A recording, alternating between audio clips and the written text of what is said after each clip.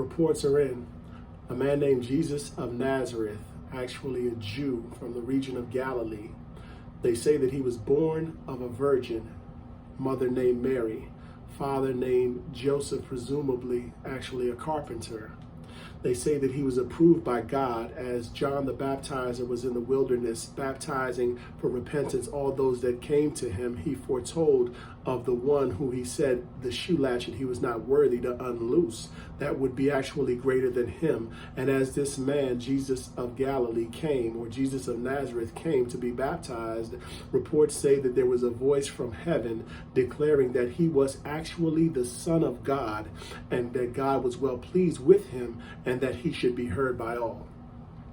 He also said of himself that the Spirit of God is on him, and he came to preach the gospel, his good news to the poor, and to set at liberty all who were oppressed, and to proclaim the acceptable year of the Lord. He said that he came to preach recovering of sight for the blind.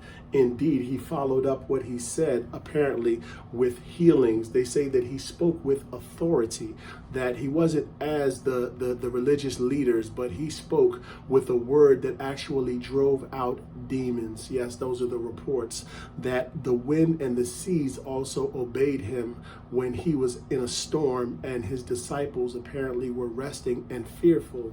They say that even the deaf, the blind as well, and the dumb were healed, that the dead also were raised at his word. Yes, he foretold many things, including his death, which he prophesied. The leaders, they feared him. They feared him, did not support him, but yet were not able to apprehend him for whatever reason. But they did eventually have him crucified.